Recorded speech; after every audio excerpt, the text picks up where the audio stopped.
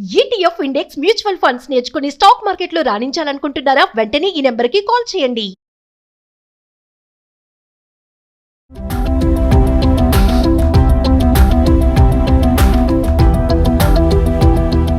నమస్తే, welcome back to Suman TV.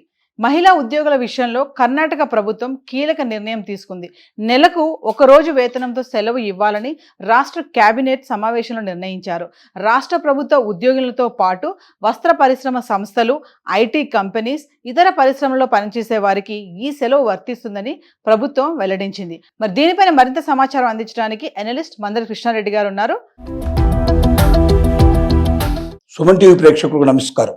Karnataka ప్రభుత్వం ఒక మంచి విధానాన్ని ప్రవేశపెట్టింది. అదేమిటంటే, కర్ణాటక రాష్ట్రంలో ఉన్నటువంటి ప్రభుత్వ ఉద్యోగుల్లో లేక ప్రైవేటు ఉద్యోగస్తుల్లో లేక ఏదైనా ఇండస్ట్రీస్లో పనిచేయడం కానీ మరి ఏ ఇతర రకమైనటువంటి అనుబంధ సంస్థల్లో పనిచేసేవారైనా సరే మహిళా ఉద్యోగులందరికీ కూడా సంవత్సరానికి 12 ఋతుక్రమణ సేవల్ని ఇచ్చింది. ఈ ఋతుక్రమణ సేవలు అనేటువంటివి మనందరికీ అర్థమవుతూ ఉంటుంది. కొన్ని చోట్ల దీన్ని బహిష్టు అని పిలుస్తుంటారు, కొన్ని చోట్ల దీన్ని నెలసరి అంటూ ఉంటారు, ఋతుక్రమణ అని పిలుస్తారు. అంటే మహిళలు పెద్ద మనిషి అయినప్పటి నుంచి, రజస్వల అయినప్పటి నుంచి మెనూపాజ్ వచ్చేదాకా ప్రతి నెల వచ్చేటువంటి ఈ నెలసరి పద్ధతి, ఈ ఋతుక్రమణలో మహిళలు చాలా బాధపడుతూ ఉంటారు.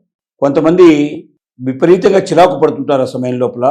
మరి మనకు డాక్టర్లు చెప్తున్న దాన్ని బట్టి, ముఖ్యంగా గైనకాలజిస్టులు చెప్తున్నట్టు దాన్ని బట్టి చికాకు పట్టడమే కాకుండా కొంతమందికి కోపం విపరీతంగా వస్తుంటుంది.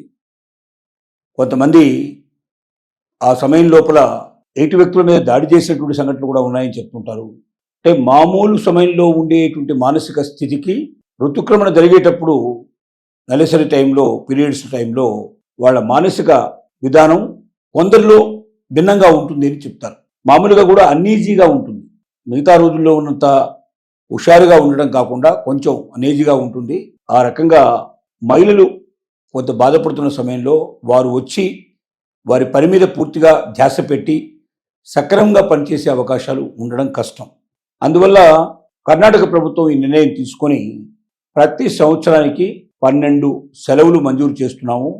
ఇది కావాలంటే నెలకు 2 చొప్పున తీసుకోవచ్చు, లేదా ఒకేసారి 5 ఉపయోగించుకోవచ్చు, లేదా ఒకేసారి 10 ఉపయోగించుకోవచ్చు, 12 ఉపయోగించుకోవచ్చు, లేదంటే ఏ రకంగా ఉంటే ఆ రకంగా చేసుకోవచ్చు, లేదా డబ్బు తీసుకోవచ్చు. ఒకవేళ ఉపయోగించుకోవడం ఇష్టం లేకపోతే అది ఇన్కన్వీనియన్స్ కావద్దు, నేను రాగలను అనుకుంటే వచ్చేసి పనిచేసి దాని బదులుగా డబ్బులు కూడా తీసుకోవచ్చు. అంటే ఇది డబ్బుతో కూడినటువంటి సెలవు. అంటే వారి జీతం ఎంత వస్తుందో అంత జీతం, ఒక రోజుకి ఎంత జీతం ఉంటుందో అంత జీతం ఒకవేళ వారు వచ్చినట్టయితే అదనంగా జీతం చెల్లిస్తారు, రాకపోతే జీతం కట్ కాదు. ఈ రకమైన పద్ధతుల్లో ఏర్పాటు చేశారు. మరి ఈ రాష్ట్రమే మొదటి రాష్ట్రమా? ఇంతకుముందు ఏదైనా రాష్ట్రాలు చేశాయా అంటే, బీహార్ రాష్ట్రం 1990స్లోనే ఇది ప్రారంభించింది. అయితే వాళ్ళు నెలకి 2 రోజులు మాత్రమే ఇచ్చేటువంటి పద్ధతి పెట్టారు.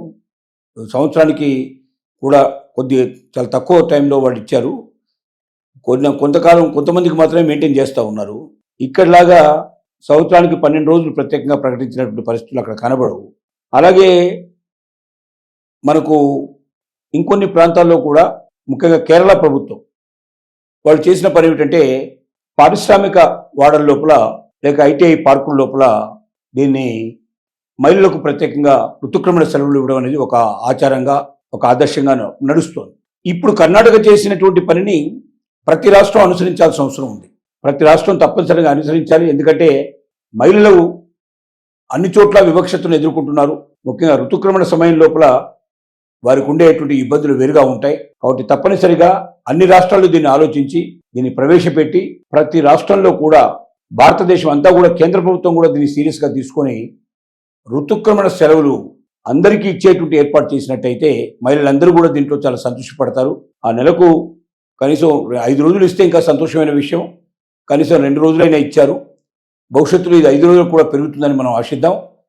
అలాంటి అవకాశాలు దొరకాలని మనం కోరుకుందాం. కర్ణాటకది ఏదైనా ఆదర్శమైన ప్రభుత్వం కింద మనం చెప్పాలి. దీన్ని మిగిలిన రాష్ట్రాలు కూడా ఫాలో అవ్వాలి, కేంద్ర రాష్ట్ర ప్రభుత్వాలు కూడా ఫాలో కావాలి. ఎందుకంటే మహిళలు తమ పని టైం లోపల సంతోషంగా, ఆనందంగా చేసేటట్టు ఉండాలి తప్ప చికాకు పడుతూనో, బాధపడుతూనో, కొంతమందికి కడుపులో నొప్పి రావడం లాంటివి కూడా జరుగుతూ ఉంటాయి.